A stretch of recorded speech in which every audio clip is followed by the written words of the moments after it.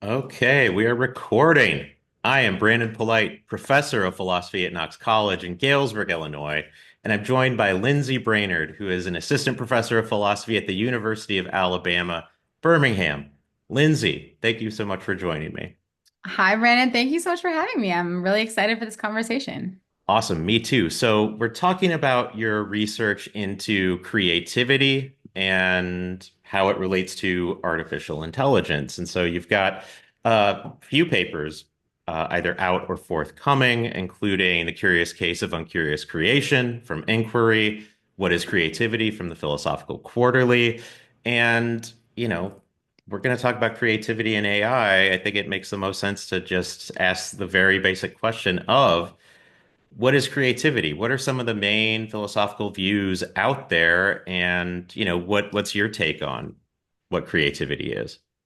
Yeah, so I think there are, when I started working on creativity, there weren't very many people who had posed sets of necessary and sufficient conditions for creativity. I'm really excited that more people are developing accounts like this because it's, I think, good to have some competitor accounts so we can see what's what. Um, for a long time, people often defaulted to a really simplistic conception of creativity as something that is both.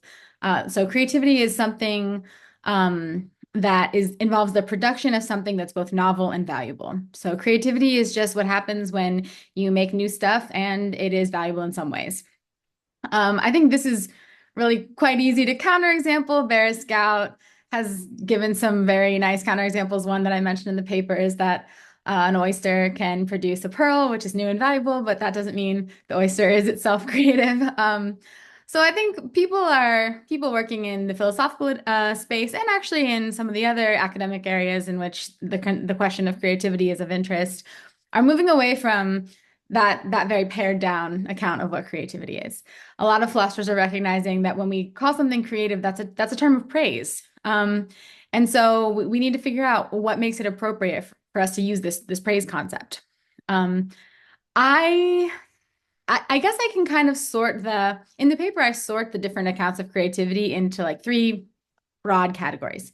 There are the categories that identify creativity as something that people have, like a trait, a stable disposition, a property of persons.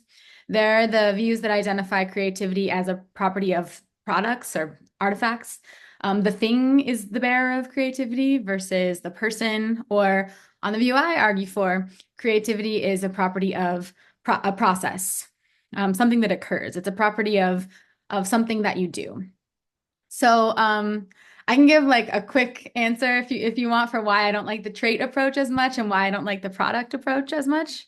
Sure, go for it. I mean, the trait view is more that creativity is a disposition we have to do X, which is, presumably like produce original things, and maybe those original things have some positive value. Yes, Yeah. yes, exactly. So I do think that there is such a thing as creativity, a trait of persons. I think that there are clearly people who can be described as creative people. This is a disposition that they have. But I think the way to understand the trait is that they are disposed to undergo creative processes. So they have a tendency to undergo creative processes. But I think that you can be a person who is not especially creative as a trait. Hopefully, everyone could work on that if they wanted to. But I think it's possible to be a person who's not especially creative, but to do a one-off creative thing. Um, and so I use the example in my paper, What is Creativity, of like I call him Ted, the TikTok teen. He's just kind of passively consuming TikTok all day. He doesn't really do a lot of creating. He does a lot of consumption of media. But like one day he has a great idea and he stages this elaborate like skit with his brother, and they have props, and it's like actually a very involved creative TikTok that he produces. It was a great time, but the forces of social media distraction are strong, so he just slides right back into his TikTok scrolling ways. I think Ted did something creative, despite Ted not being a creative person. And so I think because we can draw that distinction, if we're trying to locate creativity, we shouldn't start with it being a trait. We should start with what someone does that is appropriately called creative or not. Yeah, yeah. And so the product view, right? What's that, right? That the creativity is somehow located in the product, the end result of this process. Yes. So I think that's often a view that people arrive at when they take the very simplistic picture that creativity is the production of something new and valuable. And then you just think, okay, the new and valuable thing, once we establish that something is new and valuable, it's really the thing, the quality of the thing that is the locus of creativity. I think that's wrong because I think when we are assessing whether something is creative, really we just want to know how it was made. Um, and so I think that the fact that you could have the very same thing made accidentally. The example I use in my paper is you could have a beautiful arrangement of color on a canvas. If it was someone's intentionally produced creative work, that or intentionally produced artwork, we could say that's a case of creativity. But if it's just a segment of a drop cloth left on the floor after a muralist is finished, it was accidentally created. It's not itself creative, though it may be the byproduct of creativity. So I think both the product view and the trait view are kind of identifying creativity in the wrong place. Now, I think we can derivatively call a product creative if it was made by a creative process. We can call people creative if they're disposed to undertake creative processes, but we should zero in on the process to begin our analysis of creativity. Yeah, right. And so I want to talk about the your view of sort of identifying creativity with the process in a second, but just one question before we get there is what's the deal with a novel thing of value? Like where does the value part come from? Because like I feel like you have this example in your paper, like there could be especially creative serial killers, right? And like the thing that they produced, like the corpse isn't a thing of positive value. And Right. yet it's, if creativity is a sign of praise, then maybe we don't want to praise them for that. But like, I don't know, we like serial killer movies where the serial killer is, not boring, but like doing really awful stuff, I guess. Yes, no, absolutely. So Barry Scout, as well as Allison Hills and Alexander Bird, talk about the case of the creative serial killer or creative torturer. Hills and Bird actually have a paper called Against Creativity, in which they argue that the view that creativity always has value is mistaken precisely because of cases like these, which I find compelling. I think they're right. I think these cases show that creativity doesn't always have moral value, certainly. It doesn't always have all things considered value. It doesn't always have aesthetic value. But what I argue is that creativity always has epistemic value. So on my own account, and this is really drawing on an idea that Baris-Gow offers, what he calls the ignorance principle. If someone already knows before undertaking some project exactly what they will achieve and how they will achieve it, that rules out the project being creative. There has to be some learning, some discovery, some coming to understand something new along the way. So I think that principle is right. I think Gout's right about that. And I think that that shows that the kind of value creativity always has is epistemic value. You come to understand something or know something or be justified in some belief, some bearer of epistemic value is attained through creative work. Yeah, okay. So good. So you identify creativity with the process, and one of the end results of that process is, the achievement of understanding, knowledge, something of, epistemic import. So Yes. what is this creative process like? Or what qualities does a process have to have on your view to count as creative? Yeah, so I have a view that has you could think of it as like seven necessary conditions that I think are jointly sufficient. I am open to counterexamples if anyone out there wants to email me. I would love to hear them. But the moving parts of the view can be unified by this slogan that I kind of put forward in the paper, which is that creativity is a form of successful exploration. So I'll give you the seven parts, and then I'll tell you why I think we can see these as features of exploration. So one, I've already said creativity is a feature or a property of processes. Another feature is that it's something only agents can achieve. And I have a lot of thoughts about how one's agency has to be involved in something in order for that thing to count as a creative achievement. I think creativity comes in degrees. There can be more or less creative achievements. Um, I think that that it's right that creativity involves novelty, but I want to be clear that that's subjective novelty only. I don't think in order for something to be Creative, it has to be the very first instance of that particular thing or that kind of thing in the history of the universe. I think that creativity has to be non-formulaic. So you can't be following a map or a script or a recipe to the letter. You can't be letting a formula dictate every choice you make in what you're doing if that thing is rightly called a creative project. And the last two are related. One I've already talked about, creativity yields something of epistemic value. But I also think that it would be surprising if that epistemic value were purely accidental. So I've said that creativity requires agency. It's something you do deliberately, and it necessarily has epistemic value. It'd be weird if those weren't somehow connected. So I think that creativity must be motivated by curiosity. And that's what I argue for in the curious case of uncurious creation, paper you mentioned that is also about AI and creativity. Yeah, right. And so creativity involves curiosity. So can you talk a bit more about curiosity, right? And in particular, that relationship between agency and sort of the epistemic value achieved through the process? Yeah, so I think that if you're achieving something or if you're trying to be creative, and it's not that we always try to be creative, but if you're doing something and what you're doing is calling for creativity or must involve creativity to succeed, uh, the idea I have is that there's something you're trying to understand. Not everyone, I think, who's involved in a creative action would necessarily put it that way. But if you listen to what a lot of artists say about their creative work, they'll say, you know, I was really trying to explore this concept, or I was really trying to see what happened if I added these two elements together, or I was trying to complicate an intuitive understanding of this thing as this when really it could be seen in this other way. I think all of these kinds of efforts can be understood as someone being curious about what's possible or what's true. So I think a lot of my favorite art, especially a lot of Taylor Swift music, since that's a shared interest of ours, involves an artist who's really trying to understand some aspect of human emotion or the human experience more broadly construed. I think that you can see in a lot of, you know, Taylor's songs, she's really trying to get to the bottom of something.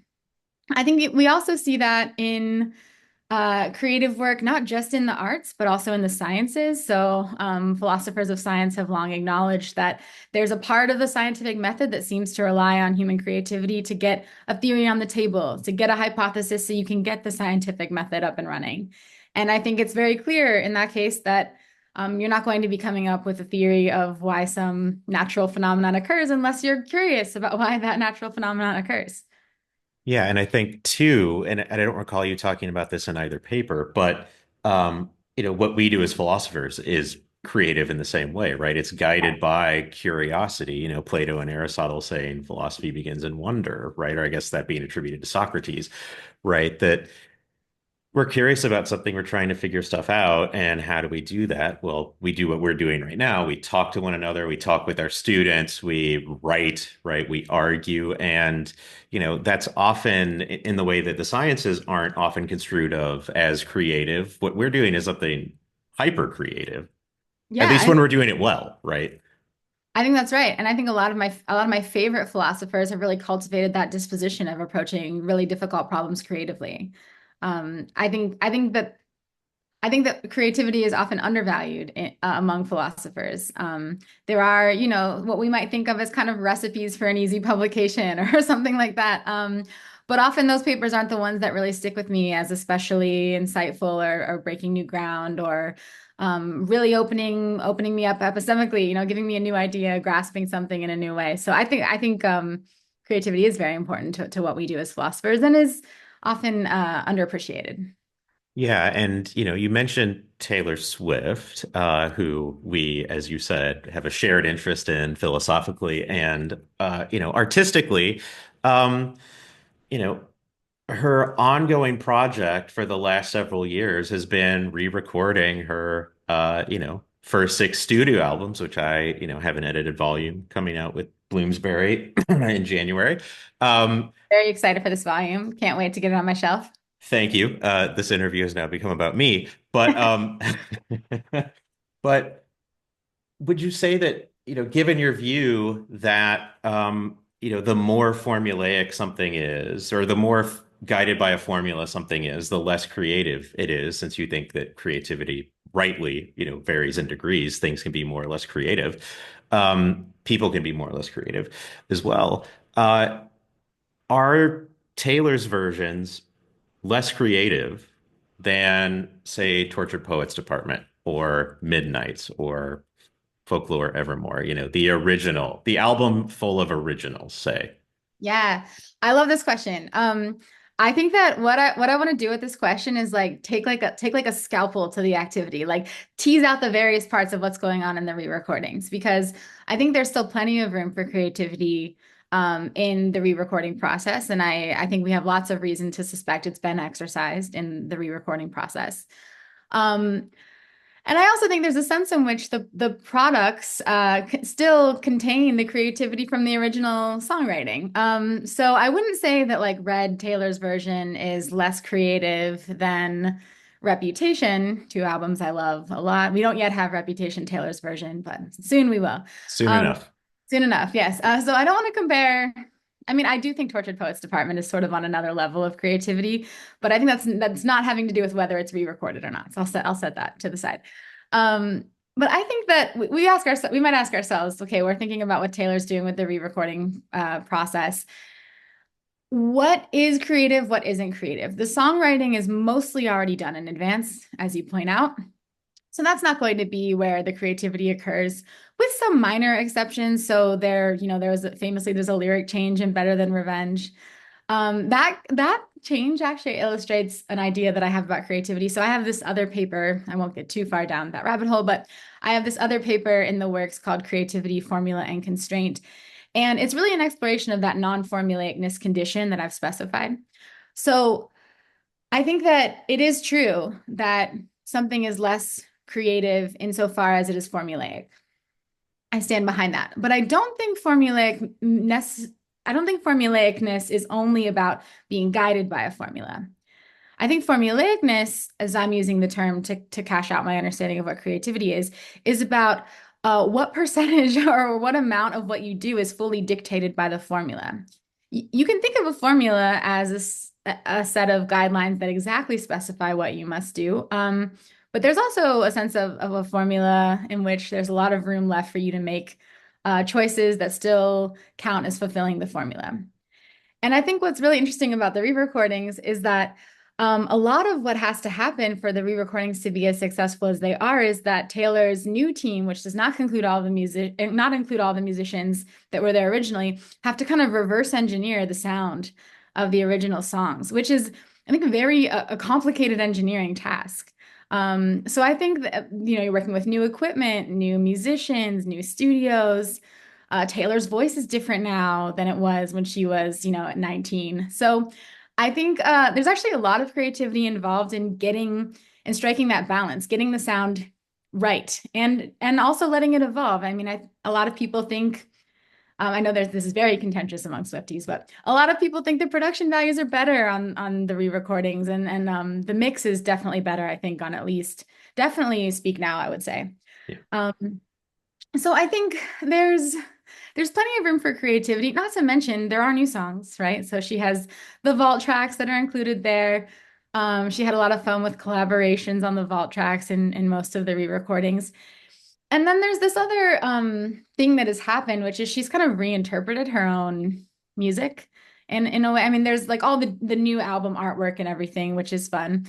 But in 1989 specifically, she really reinterpreted the whole vibe of the album. So the original 1989 was this, I just moved to New York, urban cool girl vibe. And the album cover and all of the album art for the re-recording is this like beachy chill girl vibe. It's like an entirely different thing.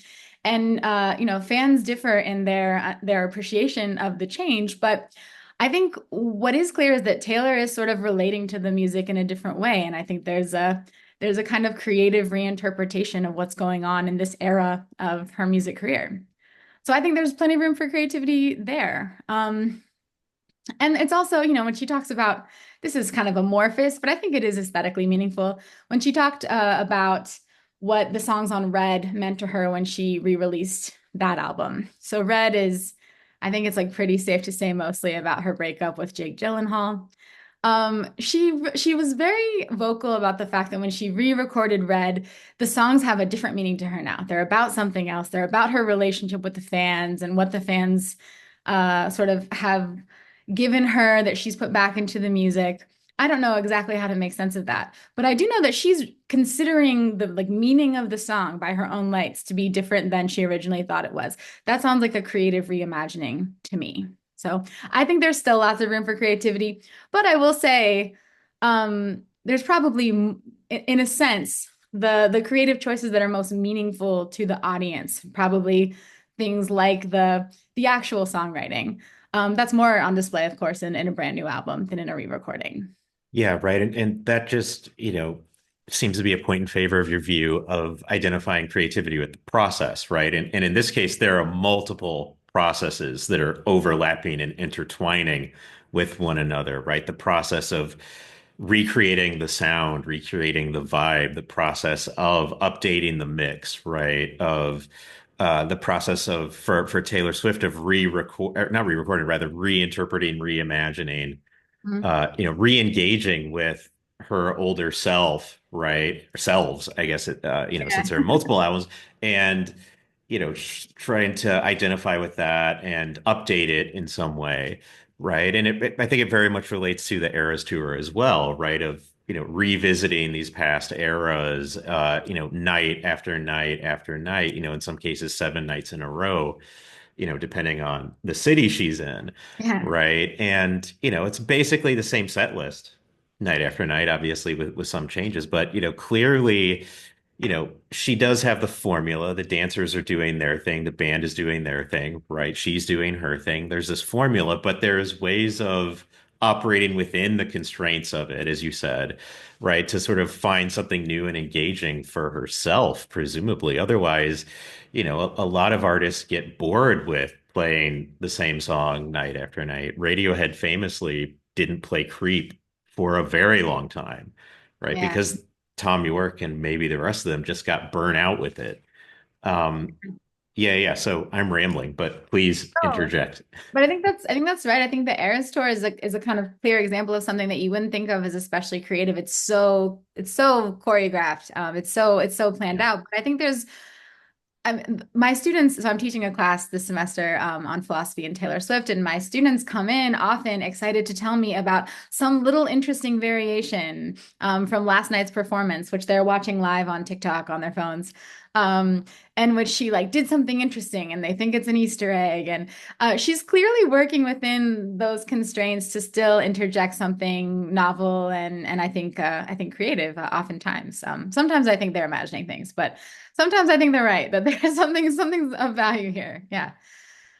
I love that, right? And she's not a legacy act, right? She's not someone who's like on, like on the state fair circuit, like Yeah. playing the hits from 40 years ago, 30 years ago, right? And giving the audience like a sad version, right? A sad, worst version of like their hits from the 80s, right? Like, she's keeping it alive, she's keeping it vibrant. And she's someone who, as we know, really wants to own her music in a way that a lot of legacy acts are, selling off their catalogs Yeah. just, for estate planning, basically. Yeah. Yeah. That's not she has made her views about ownership of her music very clear. Yeah, yeah. And so I can't own them the old-fashioned way, so I'm going to own them in a very different way. Yeah.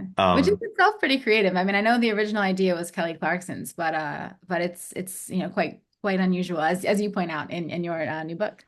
yes, thank you. Anything else about Taylor Swift before we turn to AI? Well, I can't guarantee it won't come up again. I'm always this close to bringing up Taylor Swift, but I think we can move on to AI. Awesome. So, having laid out that creativity is this process, it involves agency, it involves curiosity, it involves, coming to learn something new or coming to greater understanding, knowledge, something with some epistemic payoff. Basic question, can AI be creative? And I guess first, what reasons are there for thinking that AI is a creative system? Yeah, so one caveat before I say anything about what AI can or can't do. I'm only restricting myself to like today's generative AI. So I don't want to speculate about the future. I'm not qualified to speculate about the future of computer science, but also I don't think there's any in principle reason that an artificial system couldn't be creative. I just think the ones that we have now that we're talking about when we talk about AI, mostly large language models, I think that they are not meeting these conditions. So my answer is, if we're talking about the AI of today, no, it is not genuinely creative. Why not? Why not? Yeah, good question. Uh, okay, okay, first you asked me some reasons to think it could. So Oh that's yeah, yeah, yeah. like what's in I didn't answer that question, but what's in favor of thinking it's creative? Well, if you go back to like that simple definition of creativity as the creation of something new and valuable, definitely meets that, at least in some cases.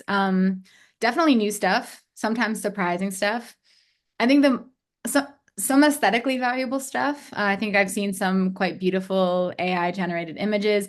I've definitely heard some genuinely funny AI generated jokes. So I think it has stuff that's new, sometimes surprising, valuable. I think in the scientific realm, I think the most maybe the most striking case for its value actually is in the sciences. So this model from Google DeepMind, AlphaFold, now called Alpha Proteo, just won the Nobel Prize in chemistry for, I mean, not the AI, but the creators of the AI just won the Nobel Prize in chemistry because this model can do this very, very cool thing that humans haven't been able to do on their own, which is to predict the protein folding structure that a sequence of amino acids will take. And there's this whole question about whether it's solved this longstanding problem in chemistry called the protein folding problem. So that's valuable, right? This is super practically valuable for drug development. The ability to have these accurate predictions is like no doubt a valuable thing, and it's a new thing, and we didn't have it before the AI. So I think I'm not aghast that people would say, look, it's creative. It's produced this new thing, many new things, and they're valuable in various ways. I think that part of why I resist calling it creative is that I think it's correct that creativity is a term of praise. So I think that we praise people for being creative. We praise something someone has done as a creative achievement. And I think that there's not an appropriate sense in which we should praise the AI itself for these novel and valuable products. I think it's appropriate that the developers won the Nobel Prize. I think it would have been inappropriate for them to award that prize just to AlphaFold, just to the model. The model, the model wouldn't have been very fun at the award ceremony, I imagine. Where's it going to put the statue, right? Like, Gonna put the statue, right? Exactly. So the way that I think of it in my paper, Curious Case, is that yes, AI has a claim to the novelty and value conditions. Absolutely. Um, Now, I do think that subjective novelty, not subjective value, but subjective novelty is what's most important, or what's the necessary condition for creativity. I don't know that there's much of a sense in which we're working with a subject. So I don't know that the notion of subjective novelty even applies. But like, say that I like generously spot novelty as truly something that is in the mark of the pro column for yes, it's creative. I think that creativity involves a certain kind of agency. And I think that it involves specifically agency that is curious agency. And I don't think there's any meaningful sense in which these large language models or the other deep learning models like AlphaFold have curiosity. For one thing, they don't just go about learning things unprompted. Everything that they, in any sense, learn, they are told to go about finding, right? Now, exactly what they are going to return, that's not fully dictated to them in advance. But just take something like ChatGPT. You have to ask the first question, right? ChatGPT it's not like you log on to ChatGPT and it's like, I have so many questions for you. What is it like to have a body? Like, why, like it's not like the AI system is itself curious. I think that there are a lot of reasons that it would be inappropriate to describe an AI model as having the kind of agency that we're interested in when we praise creativity. So I think, yeah, I think ultimately this lack of curiosity is part of it. I also something else that I think about the kind of agency required for creativity is that it's self-disclosive. That you reveal something in your creative work, in your creative actions about who you are, how you see the world, what you stand for. I just don't think there are facts about those things for an AI model, at least not facts that would represent a coherent self. AI is just as happy to write an essay for you about why Taylor Swift is brilliant as it is about why Taylor Swift is horribly overrated. So the AI doesn't have a self with a view about Taylor Swift to disclose, so it can't be creative in the way that I think we are creative in this self-disclosive way. Yeah, that yeah, ChatGPT, when we're off of it, isn't just like wondering stuff, right? It's like, what would it be like to have a body? I Right. wonder about this. What does food taste like? What is having Right. taste like, right? Like, it's not doing any of that. It's, it receives an input, there's the black box, and it generates an output. And it's not the same sort of black box that, classic philosophy of mind thinks that human consciousness or the human mind is, Right. right? Like it's a very different sort of thing, right? So I guess what do you think? I mean, I think I know the answer to this. What do you think AI would need in order to like what would ChatGPT need in order to like become a creative agent? I guess first off, it need to become an agent, right? To Yeah. have agency, to have a self, to have subjectivity, right? I mean, does like Steven Spielberg's AI like give us like all we need to do is get an AI to love. And once it loves, it becomes a full-blown self with consciousness. And sorry, I Yeah. really hate that movie. I actually haven't had the pleasure. I did see a movie, the something robot. It's out right now. Oh, the But yeah. yeah, which also has a similar theme. I won't spoil it for anyone but Okay. yeah, I don't know if like human creative agents, if the creative agency is just like deep learning plus love. I'm skeptical that those are the ingredients for an agent capable of being creative, for sure. Um, I think whatever a self is, I think if it has one of those, I'm interested. So I think if an artificial system developed such a thing as a self, something like not just a personality, but like a perspective, a set of motivational capacities. I mean, I think one thing that's really interesting is that I think curiosity is necessary for agency. Curiosity doesn't just come out of being intelligent enough. It's something that Jonathan Quanvig and others have argued. We see in creatures that are in many ways less intelligent than ChatGPT. My dog's a genius, so he's not less intelligent than ChatGPT, but he is not a creature who does a lot of the things that we typically think of as the hallmarks of creative agency, but he's certainly very curious. It's the looking around the corner just to see what's there. That impulse. If ChatGPT or any other chatbot, any other large language model or artificial intelligence doesn't have that impetus to learn, not just when we tell it to, but for its own reasons, then I think it's missing something essential.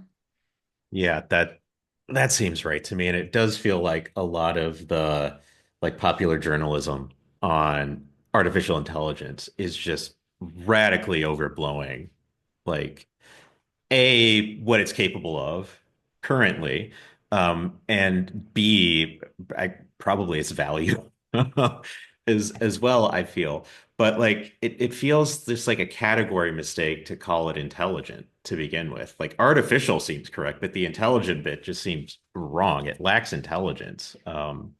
I feel like. Yeah, Alvin Noe has this new piece in, I don't know if you pronounce it Eon, this really great Yeah, yeah, yeah. poetry. It'll be correct in the subtitles, so. Yeah, okay, good. That's good. Someone can tell me the correct pronunciation. Someone who's watching this, please email me phonetically the correct pronunciation. Anyway, so he has this great piece that I read recently that just came out that is like AI can't really think, it can't really do anything. I think there is a sort of category mistake in applying terms that we uh, that we are getting from our own experience with other humans, and just appending them to our descriptions of AI. Of course, it's hard to know what terms to use. Of course, we don't have a whole language for this yet, but one thing I'm really grateful for is the word generative. Because I think that that is not a word we usually use to describe what humans do. And I think it's a great contrast to creative. I think pointing out that this is a generative system. Absolutely, it does generate new things, sometimes valuable. um, but and there's a sense in which humans are generative, but we're much more than that. And so even though OpenAI and some of the other AI companies do boast about creative capacities of their models using the term creative, the term that we've mostly adopted to talk about them is generative. And that feels like a safe distance, like a nice way to actually mark that we're not talking about the very same thing we're talking about when we talk about human creativity. Yeah, right. As a YouTuber, I am a content creator. I am not a content generator, Exactly. right? This subtle but ChatGPT important. Yeah. is a content generator. Yes, exactly. Yeah. Awesome. So I mean, yeah, I'm totally on board with the idea that AI systems presently aren't creative, right? The chat GPTs of the world, the Dollies of the world, they are not creative. Um, but how do you think about our relationship to them, right? That it seems like, okay, if we grant that they're not creative, some people might want to argue that, look, they're opening all of these avenues as tools for greater human creativity. And yet it seems like overwhelmingly they're being used just for students to cheat on papers, right? Yeah. Yeah. I think it is disappointing that we don't have at present like more exciting examples of these wonderful gifts from AI. I think that the protein folding predictions are really promising and exciting for drug development as one example on the science side. Um, in the arts, I haven't seen a lot of AI art that has been meaningful to me until the recent meeting that we were both at in Chicago of the American Society for Aesthetics, their annual meeting. I saw this great talk by Alice Barale. I don't know if you were at this one, Mhm. but she mentioned this piece that I hadn't seen before, and I'm kind of obsessed with now. It's this robot dog, this AI robot dog by the artist Mario Klingman, and so this dog is called Aika, AICCA, which stands for Artificially Intelligent Critical Canine. And the dog, it's a robot art gallery dog. And so the dog wheels itself around, kind of like a cute little Roomba creature, but a little more directed looking. The dog's adorable, by the way. And it has a camera and it orients itself toward like pieces of art.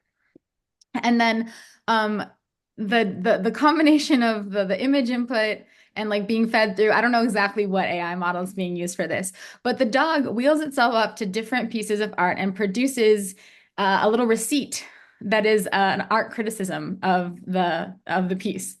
And I think this is such a genius piece. I mean, I don't have like a full theory of what it means, but it feels like good art to me. And if I encourage anyone to Google it to look at the video of exactly how it produces that receipt. Too lewd to mention in polite company, but very funny. So, um, so I especially think we know how it does it now. Yeah. yeah, yeah. Okay. So I think it's hilarious. I think it's funny, but it's also like an interesting commentary on the practice of art criticism. It's adding something to the spaces that it's in. I think it's a great use of AI. But what I also think is that most of what's interesting about it is not what the receipts say. I think what's most interesting about this piece to me is what it's saying about the practice of art criticism and what a kind of dispassionate criticism would be and whether it's valuable. And so the AI is playing a relatively small role, but it is enabling it to produce its little receipts. You do need that model to get this going. So I think there are cases like this, which are really exciting, in which you see some genuinely good art that makes use of this technology. But for every one of those, I've seen like 400 bad uses or uses that are causing people stress and all kinds of problems, and especially threatening the jobs of people who make a living doing creative work, Yeah. and that's frightening. Yeah, right. There's, graphic designers, right, are like up in arms because, Dolly is being trained up and these other, image generating artificial intelligence are being trained up on their work just by scanning Google, essentially, right? Scanning the internet. and then producing work of the sort that they would Right. produce, meaning they're losing commissions, right? And Yeah. the same sort of threat exists for musicians, right? That, Universal Music, Sony Music, et cetera, are all teaming up with AI companies, training them on their catalogs, right? Presumably with the goal of producing new content, right?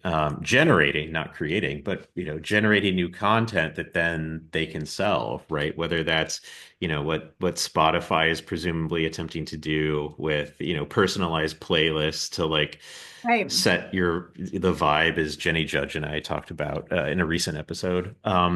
Like all of this seems horribly problematic, right? Of harming artists, right? Which seems like a bad thing. We need more artists, not fewer artists in the Could world. not agree more that we need more creative people and that AI is a threat in this way. I think one thing that really frightens me, and I mentioned this in one of my new papers, is that I recently did this outreach project with a lot of third graders. And I was talking to them about AI generated art. We played around with Dolly. And what they sort of said when they saw how Dolly worked is that they strongly prefer this to like coloring, drawing, the more labor intensive forms of art creation. And I was really sad to hear that.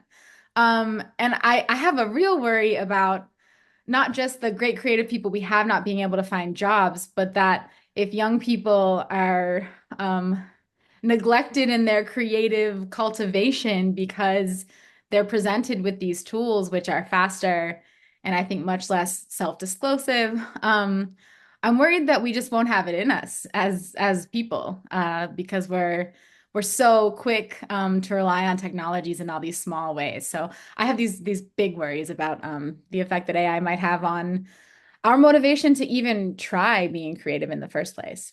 Yeah, creative both artistically, but also intellectually, right? Just, the so many students across the US and the globe just like having ChatGPT generate their essays, like we're doomed if people aren't willing to think for themselves anymore, right? And like attempt to develop the capacities to think better, right, for themselves, right? It's harming their own agency and, collectively human agency, I feel like. Yeah, this is a huge concern for me. Even before the development of AI, a lot of educators had been saying that we're in what they call a creativity crisis.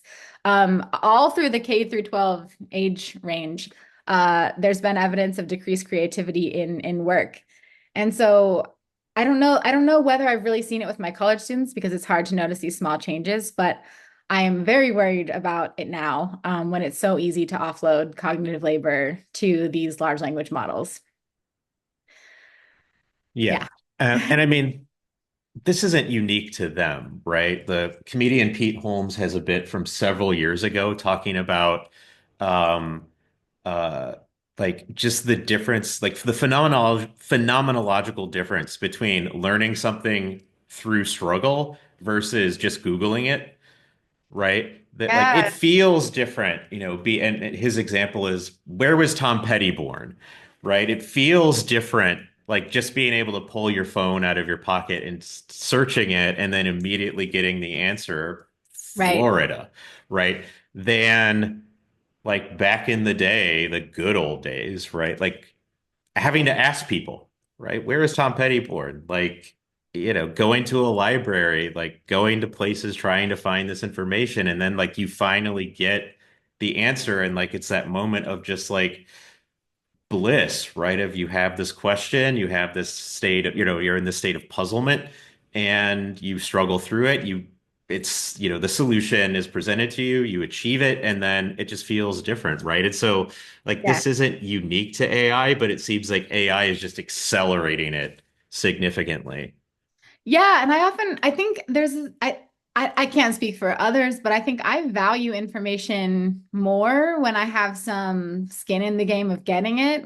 I think that there's a sense in which when we invest in things, we appreciate them more. And I think when it's so easy to generate a silly poem or something, I don't appreciate it even if it's good, in the same way that I would appreciate it if I spent the time working it out. I think that a student might be able to generate, like, I mean, I've not seen very impressive philosophical content from ChatGPT, but I've seen some arguments that if a student came up with it on their own, I would be impressed by that, for an undergraduate student. But I wonder if they even value the argument because they don't have any investment in coming to formulate it. Yeah, it's very easy for me to feel a lot of doom about this. Yeah, exactly. Do you have thoughts on like what sort of public policies or university policies or, school district policies could be put in place to like alleviate some of these concerns that we share and that others share about like the harm, the net Yeah, harm that AI is currently doing and ignoring like environmental harm, right? Like Three yeah, Mile Island, the nuclear power plant's about to be switched back on for like, I forget uh, if it's Google's AI or someone's AI, maybe it's Amazon's AI, like to like get off the ground. Like that seems hugely troubling. So like yeah, what are like some things like governments or states or, universities, et cetera, could do to like alleviate some of the potential downsides or not just potential, but actual downsides of yeah. AI? Yeah, I think I certainly hope someone who understands environmental policy and what's possible from a regulatory standpoint, has good ideas and is able to exert some pressure because I don't know, I'm not a policy expert, especially about those things, but it's deeply concerning. I I think about what I want out of instances of AI that could be confused for human creativity. And I think there's one big policy I want, which is a kind of transparency about whether AI has been invoked. I especially want this in the arts. So T. Nguyen has this really great piece on trust and sincerity in art. I think it's in Ergo, if I'm not That misremembering. sounds right. Yeah. Yeah, I really like this piece. And one thing this piece illustrates is that we don't want the artists. We trust the artists that we put effort into appreciating the work of. We trust them to be sincere in their artistic work. We trust that they made choices for aesthetic reasons. We hate a sellout, right? We don't want someone who is doing something cynically to sell more records. I think one reason that, to bring it back to Taylor Swift, where I'm most comfortable, I think one reason that Swifties are such a devoted fan base is because of this high level of aesthetic trust. I think people trust that Taylor cares about the quality of the art. She's committed to that, and she's not just doing things to make a buck. Even things that outsiders criticize for being things just to make a buck. I mean, I'm sure there's some of that in the marketing, et cetera. But um, I think Taylor's fans really trust that she's sincere as an artist. And I think that trust in the sincerity of people as people doing creative things is important more generally than even the arts. So I think that if we couldn't trust that what we were encountering was the product of some human creativity, even if we don't know the particular artist. But if I'm in a gallery, if I'm seeing something on the wall, if I'm going to put the effort into trying to understand why these choices were made, I want to be pretty sure these were human choices that reflect some kind of perspective, something that someone stands for. And I think that AI, because it doesn't really have the capacity to be sincere, there's no such thing as an insincere or a sincere large language model. We can never trust that they're sincere in these ways. And so I think if we're insofar as we're interested in engaging with AI art, we'll engage with it in some entirely different way. So I think that there's this feeling that many of us get when we encounter something, we're interested in it, we try to make sense of it, we learn that it was generated by AI. I certainly feel that way grading student papers when I'm really trying to get to it, and then it starts to dawn on me. It's saying delve a lot, right? It starts to occur to me that this might be generated not by my student, but by a large language model. We get this like disconcerted feeling. I think that feeling is instructive. I think that a lot of the point of engaging with much of the work we engage with, artistic work, intellectual work, is to connect with another human, either connect with their ideas, pick up what they're putting down, so to speak, get on their wavelength or appreciate what they're appreciating. I think it's like a great harm to people to put them in a position where they don't know if there's anyone on the other line. So I'm in favor of just massive transparency about when AI has been used, when it hasn't been used, if possible, transparency about how it has been used. Because I'm happy to engage with art that has a little bit of AI if I understand where and how the AI was used and where the creative contributions of the person show up in the piece. So Yeah. all of my policy proposals are just more transparency and the ability to opt out of encountering AI generated work when possible. Yeah, that seems right. And so, using AI as a tool like in Hollywood films or television where like deep fake is being used to de-age actors, right? Like Yeah. Robert Zemeckis's latest film like uses a lot of deep fake to de-age uh uh the actors, right? In the Tom Hanks and whoever else. Like Yeah. like that seems okay, right? Like you can only make Tom Hanks look so young, right? Using makeup and lighting, Right, right. right? Like that seems totally fine. But like, using deep fake to like bring a dead actor back to life, Yeah, I'm that very seems uncomfortable with that. problematic. Using AI to, produce Taylor's version of someone else's song, right? And Yeah, then like, did she create a cover of this? Right. And then, oh no, like some of those are sort of cool, right? Like you hear yeah, someone's version of that, but like knowing that it's AI means like, oh, this is just a fun little thing. It's purely like a novelty. And, the more you're exposed to them, I think the more the novelty wears off. And it's just like, all yeah. right, another AI version of another tune. Like, but I think you're absolutely right that like transparency seems to be like the heart of what needs to happen here. Yeah, because I think we're isolated and lonely enough, right? If I start to develop a disposition where I just stop engaging with art unless I have, this rock solid trust, if I'm only listening to Taylor Swift music, which believe it or not is not true of me. So if I develop a disposition to just be kind of disinterested in what the world is offering me, because I think so much of it is AI generated and there's no other person's perspective or values I can get my hooks into to really connect to the piece, that's an even more isolated mode of existence, and I want to avoid it. And I certainly don't want to engage with my students or other scholars in this way with a kind of skepticism about whether they're even driving the vehicle. So, yeah, so I'm anything we can do for transparency, any watermark. I know that it's going to be very hard to get AI models or the developers of AI to generate to commit to that kind of thing, but I would love to see it happen that there was that there was some kind of trace that people could detect to figure out whether what they're observing has been generated by AI or not. That would be great. That would be absolutely amazing. And before I let you go, just on the topic of Taylor Swift, you also have an edited volume on Taylor Swift that'll be out sometime in the not too distant future. And so, could you just briefly tell us about that and then we'll say goodbye? Yes, yes. So this is a project I'm really excited about. I've been working with Ryan Davis and Jess Flanagan on this project. The three of us are editing it. It's a volume, an edited volume of 22 essays. Each is about some philosophical aspect of Taylor Swift's music. Many of them dive really deep into the lyrics and show how they're drawing attention to something philosophically interesting. Some of them depict Taylor Swift as making an argument, which I really enjoy. In her music, some of them explore the broader phenomenon of what it is to re-record and embrace your past eras, what it is to sort of relate to your younger self as this cohesive whole. It's a volume that's really a labor of love. I think almost everyone who contributed is someone who's a really good philosopher and someone who takes Taylor Swift really seriously. So the project is kind of an exploration of someone who we think has philosophical depth in her music that is often overlooked by people who are just inclined to dismiss her. And so I think it's the perfect target audience are philosophers who love Taylor Swift. But the audiences we really have in mind are philosophers who don't know much about Taylor Swift and Swifties who don't know much about philosophy. So we're really excited about this project and we're hoping it'll be out hopefully sometime in 2025. So hopefully not too far from now.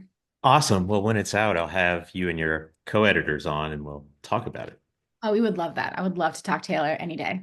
I know. And we need more people like us talking Yeah, about Taylor Swift. I mean, she knows Aristotle. So, like, exactly. So She's she's a one of us. philosopher. She's one of us. Exactly. So on that note, Lindsay, I'm going to let you go. So thank you so much. This was an absolutely fantastic discussion. Thanks so much, Brandon. It was a great to talk to you. Awesome.